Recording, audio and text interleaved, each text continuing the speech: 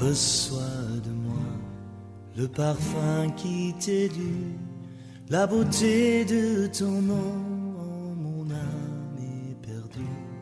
Je veux n'être qu'à toi, Jésus, je t'aime. Reçois du peu que je trouve à donner, tout l'amour que mes yeux n'ont pas su te montrer. Je veux n'être qu'à toi, Jésus, je t'aime. Rien n'est plus beau que ton nom, rien n'est plus saint que le sang du pardon. Je veux n'être qu'à toi. Est-ce que l'attitude exacte à avoir face à ce retard serait, comme vous l'avez dit, avoir les 5 critères là? Oui. Est-ce qu'il n'y a pas autre chose? D'accord, très bien. Merci. Donc d'abord, c'est revoir ces critères. Parce qu'au départ, le jeune avait ces critères. Le temps passe et il voit que vraiment le temps passe. Il faut qu'il revoie ces critères à la lumière de ce que je viens de dire. Ensuite, pour le mariage d'Isaac, vous avez vu comment ça s'est passé. C'est dans la maison d'un grand homme de Dieu. Hein? Et il a envoyé ses serviteurs pour chercher une femme pour son fils.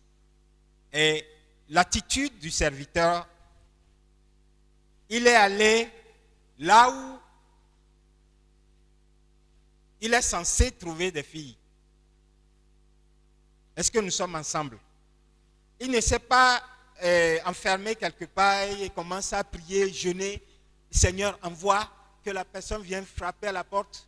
Il n'a pas fait ça. Hein? Il est allé là où passent les jeunes filles. Vous avez compris? Alors, attitude à adopter. Jeter la moisson là où il y a du poisson. Vous avez compris? Ben n'a pas encore compris. Ben a compris? Je prends du temps pour comprendre. Ben, jetez la moisson là où il y a du poisson. Vous voulez du poisson et vous jetez la moisson là où on ne peut jamais trouver du poisson. Et vous dites que vous le faites par la foi. Je vous l'accorde, hein? Bien. Mais, en tout cas, vous allez attendre longtemps. Je vous l'accorde. Qu'est-ce que je veux dire par là? C'est comme l'exemple dont j'ai parlé au niveau des causes. La jeune fille qui est toujours dans son bureau, il n'a aucune occasion de rencontrer des jeunes hommes. Et vous savez, souvent dans ces genres de bureaux, c'est les patrons qui tournent autour. Il n'y a pas de jeunes. Réunion de jeunesse comme celle de cet après-midi, ce n'est pas la peine, il ne va pas, elle ne va pas. Donc, elle ne jette pas son hameçon là où elle peut trouver du poisson, là où elle peut avoir la chance de rencontrer le partenaire de sa vie. On ne vient pas à l'église pour ça, hein, mais Dieu passe par ça des fois pour nous donner notre partenaire. Vous comprenez? Ce n'est pas seulement les réunions dans l'église locale. Quand une association de notre église veut faire des rencontres, ces rencontres des jeunes et tout ça là, je participe. Je reste ouvert. Quand on jette la moisson, ça ne veut pas dire qu'on va forcément tirer un poisson. Mais il faut quand même jeter la moisson là où on peut trouver du poisson. D'accord? Donc voilà des attitudes à adopter. Il y en a qui, à la fin du culte, prennent leur Bible et rentrent chez elles ou chez eux. Vous lui demandez le nom d'un jeune homme ou d'une jeune fille à l'église, il est incapable ou elle est incapable de donner le nom d'un frère. Ou à la limite, il donne un ou deux, mais vraiment, ou bien il commence à réfléchir. Comment ça? Comment vas-tu rentrer en relation avec quelqu'un que tu ne connais pas, qui n'a jamais salué, qui ne... Non, ça ne va pas. C'est toi-même qui te crée des problèmes. Donc, attitude à adopter. Bon, je sais que c'est souvent celles ou ceux qui sont sortis de déception qui affichent, qui adoptent de tels comportements. Mais il faut qu'elle s'en sorte. Il faut qu'il s'en guérisse et commence à s'ouvrir pour les jeunes, rester après le culte, causer, discuter un peu, faire des blagues avec les jeunes, ainsi de suite. Voilà, c'est ce que je proposerais.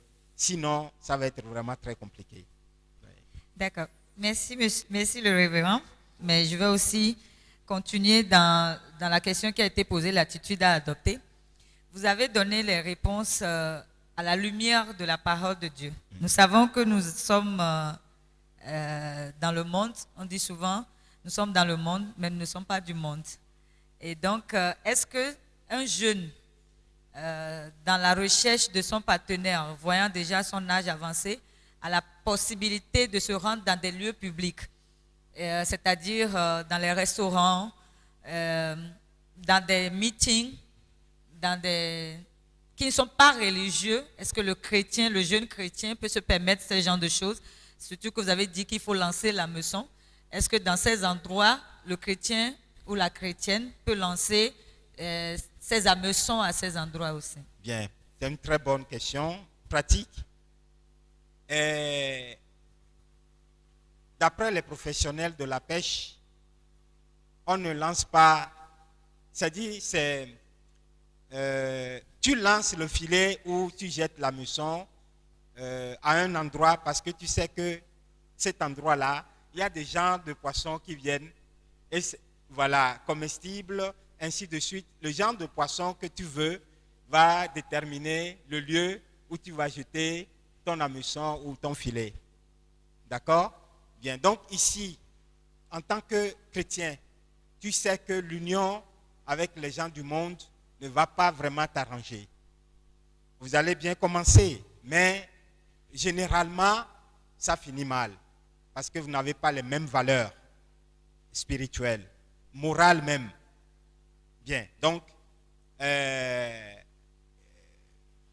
vous devez savoir là où vous devez visiter.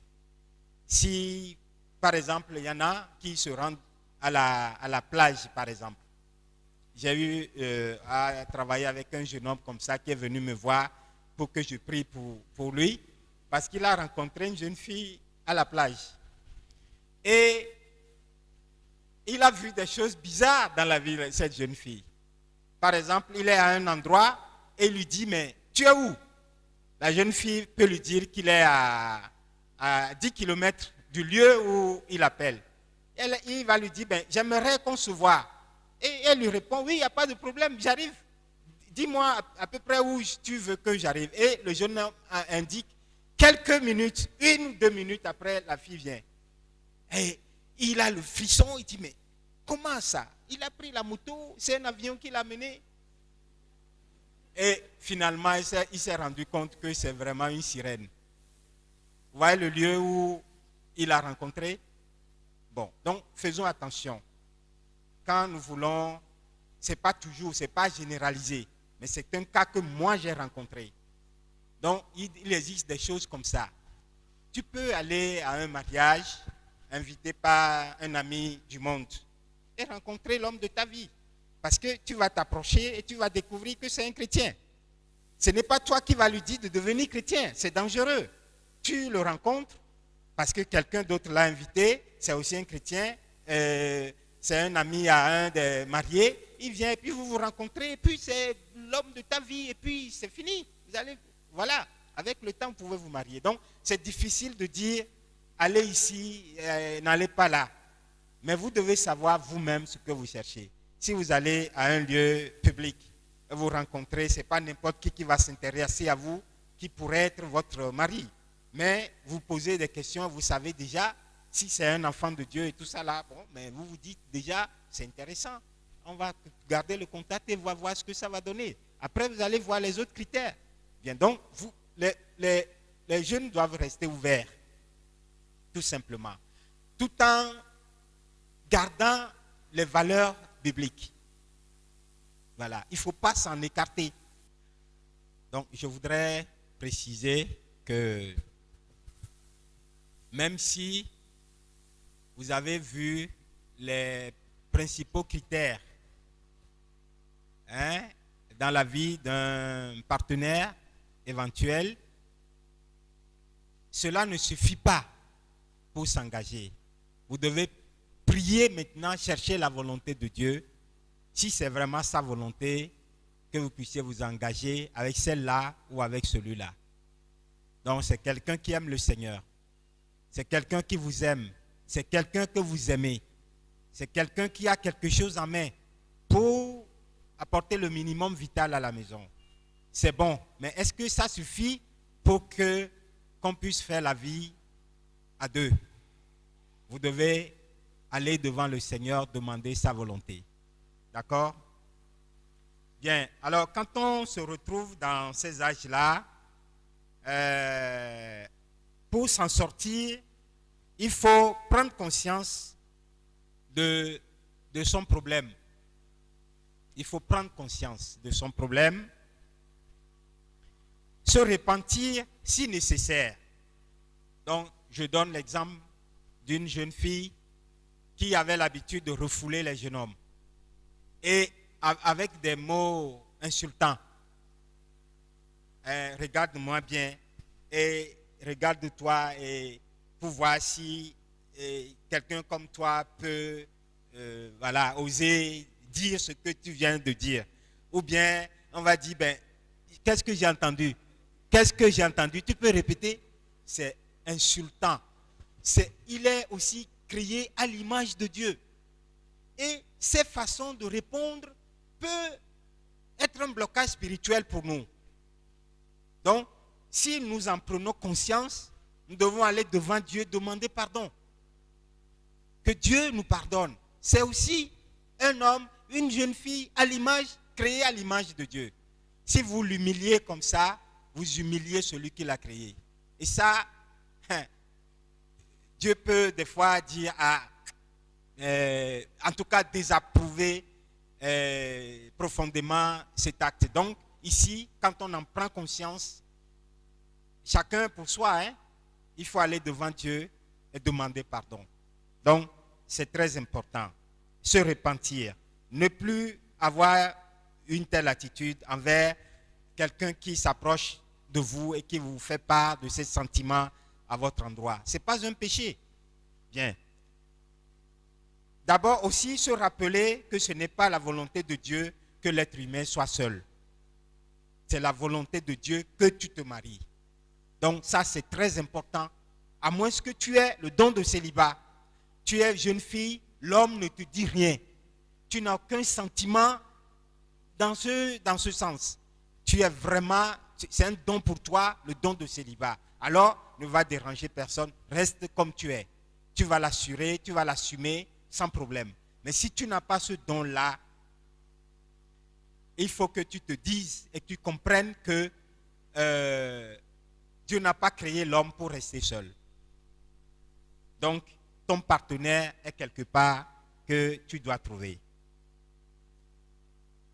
Aussi, savoir que l'homme idéal ou la femme idéale n'existe pas.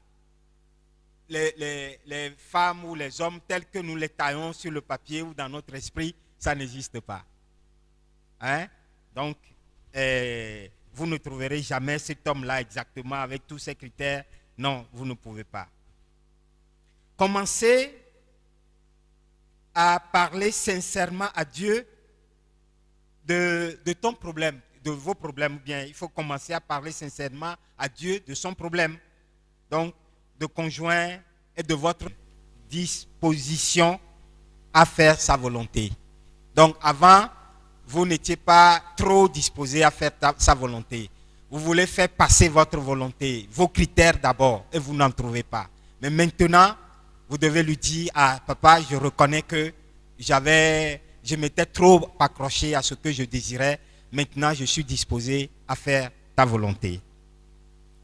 Donc, s'attacher à Dieu, ne pas, pendant ce temps d'attente, on en parlera un peu, il ne faut pas avoir une position ambiguë.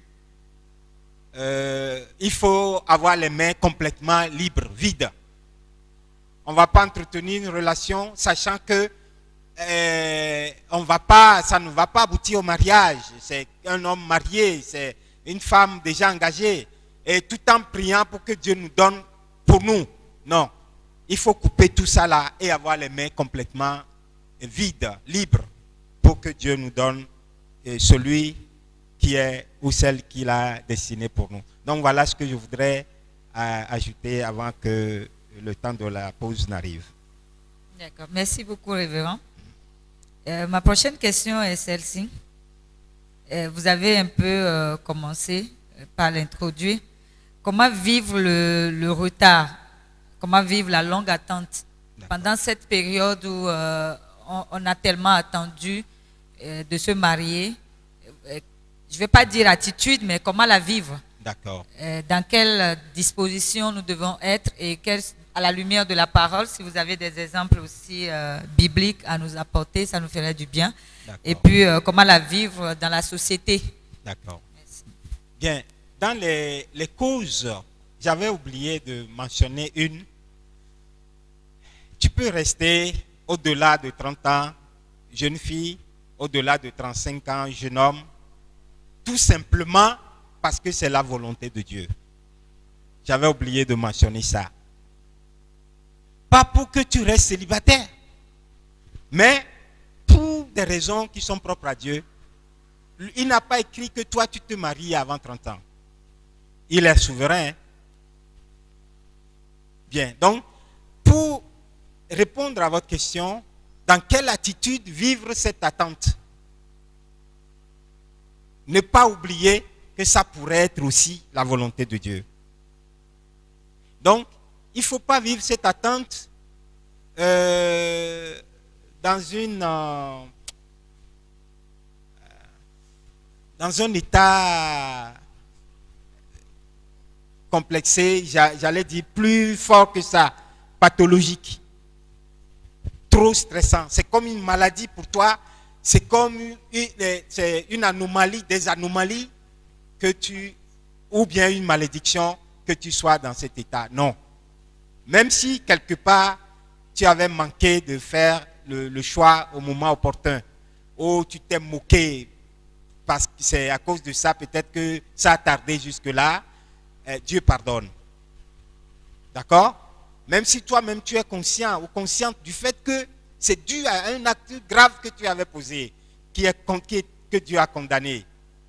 Si tu te ressaisis et tu demandes pardon, Dieu pardonne.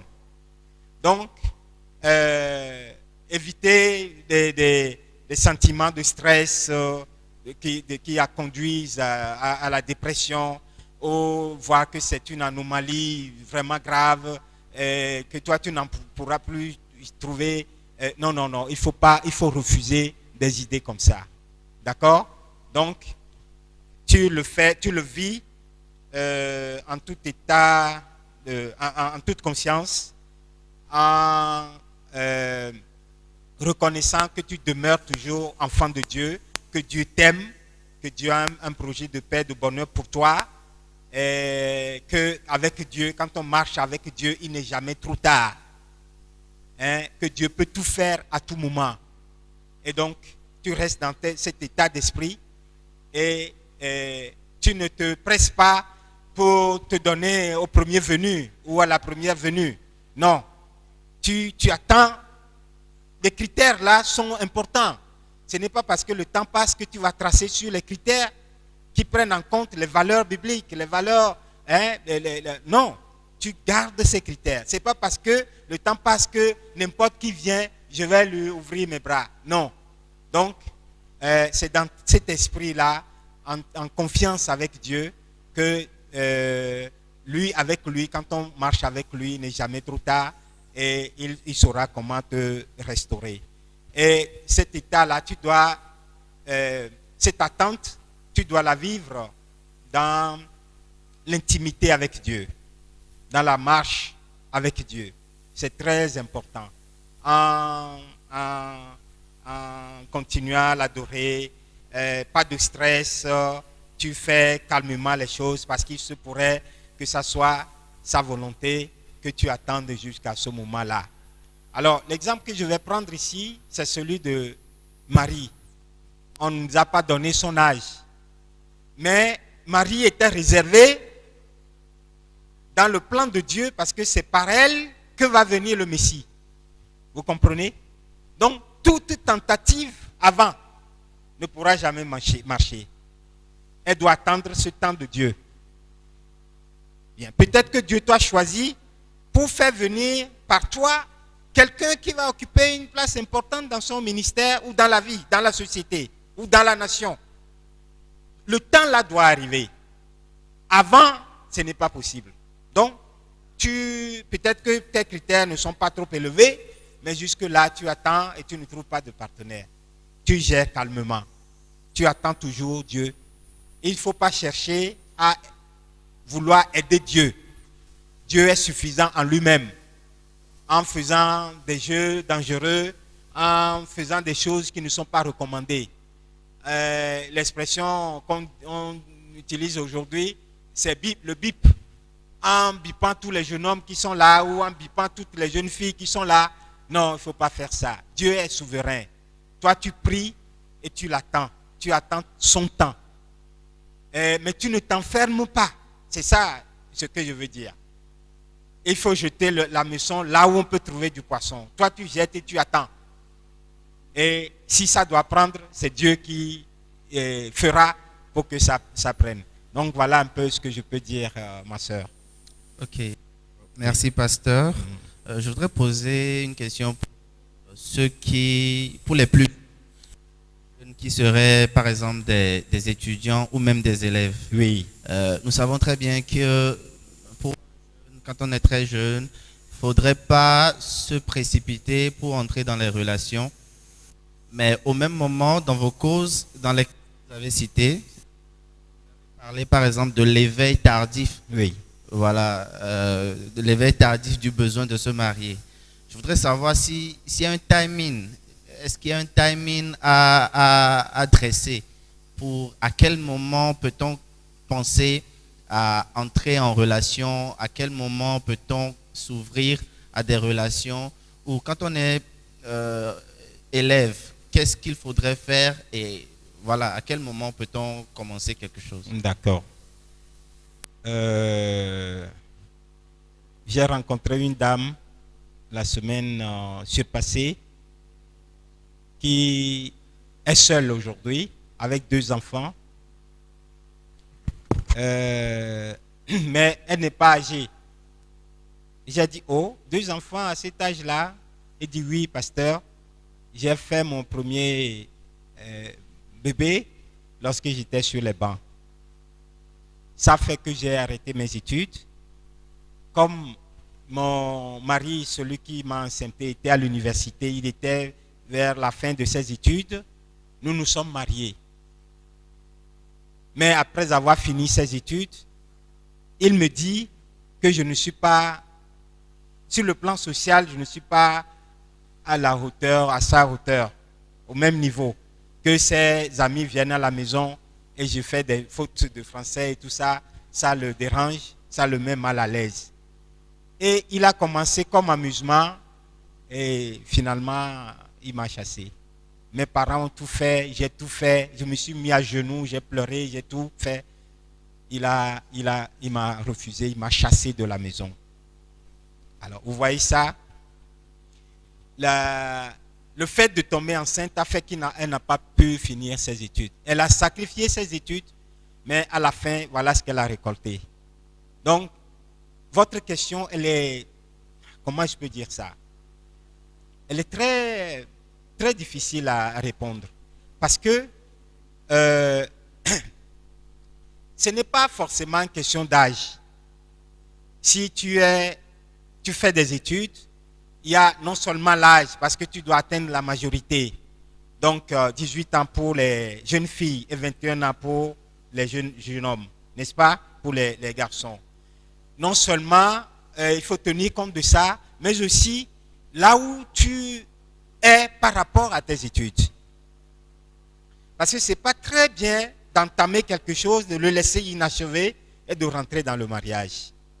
Donc, l'amour, le véritable amour, c'est attendre.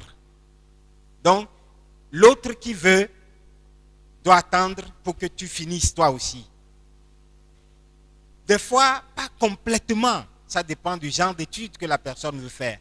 Mais arrivé à un niveau là, on sait que même si elle tombe enceinte, après accouchement, elle va finir. Bon, donc, c'est quelque chose qu'on voit ensemble. Bien, donc, ici, il faut tenir compte de l'âge. Il faut tenir compte de là où on en est par rapport à ses études ou par rapport à dans le métier qu'on est en train d'apprendre. Il faut tenir compte de tout cela avant de voir le bon moment pour s'engager dans le mariage. Donc, on ne peut pas dire c'est quand vous atteignez tel âge, bon, nécessairement vous devez vous marier, même si vous êtes sur les bancs. Non, on ne peut pas dire ça. Donc, c'est les deux choses qu'il faut tenir ensemble. D'accord? Du côté du garçon comme du côté de la fille. Ce n'est pas vraiment très bien indiqué que sur les bancs, qu'on se marie. Vraiment, ce n'est pas très bien. À moins qu'on soit engagé dans de longues études. Quelqu'un qui veut faire le doctorat, je ne sais quoi, bon, peut-être en chemin, puisque déjà il voit l'aboutissement, il pourra peut-être se marier. Bon, ça dépend. Donc, c'est délicat, vous voyez. Mais quand on attend trop longtemps, ça pose encore un autre problème. Donc, c'est à chacun de voir le bon moment qui lui convient et aussi demander conseil, discuter et voir ensemble ce qui pourra nous arranger. Merci, révérend. Et ma dernière question, elle est celle-ci. C'est concernant aussi la question que j'avais posée, comment vivre la longue attente. J'avais posé dans la préparation de mes questionnaires et tout, j'avais posé cette question à des amis dans une pagaille, juste pour savoir au fait, comme je vous ai demandé, quelle attitude adopter.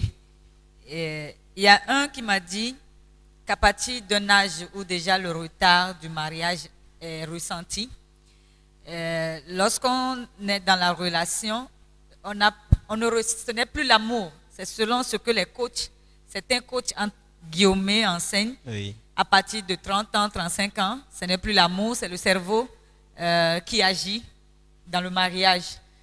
En tant que jeunes aujourd'hui chrétiens, devons-nous nous adonner à cette logique parce que moi aussi, je veux savoir, est-ce qu'à partir de 35 ans ou 40 ans ou 50 ans, l'amour n'est plus comme quand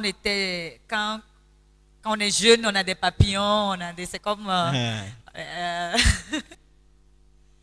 l'amour de la jeunesse, de la petite jeunesse, l'amour qu'on ressent. Est-ce qu'on ressent également la même chose qui nous donnera la certitude qu'on peut rentrer enfin dans le mariage avec ce dernier? Je ne sais pas si je me suis bien exprimé. Oui, moi j'ai compris. D'accord. Moi, j'allais dire le contraire. À un certain âge, on ressent l'amour mature, qui n'est pas comme des papillons qui peut être emporté par un vent fort. Non, c'est l'amour mûri. Ça permet, et c'est la vérité. Moi, ceux que j'ai consultés ou lus parlent plutôt à partir d'un certain âge. L'amour devient vraiment très fort, profond, sincère, vrai, très posé. Voilà. Donc, en matière d'amour, elles n'ont rien perdu, ils n'ont rien perdu, ceux qui sont dans ces âges-là.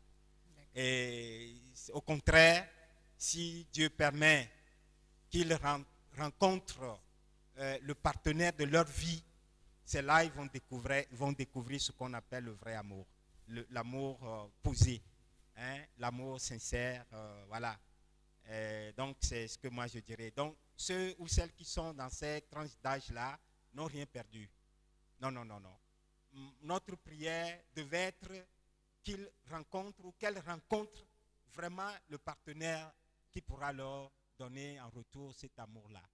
Donc, voilà, c'est ce que je peux vous répondre. Merci beaucoup, pasteur. C'était une question que je voulais poser depuis.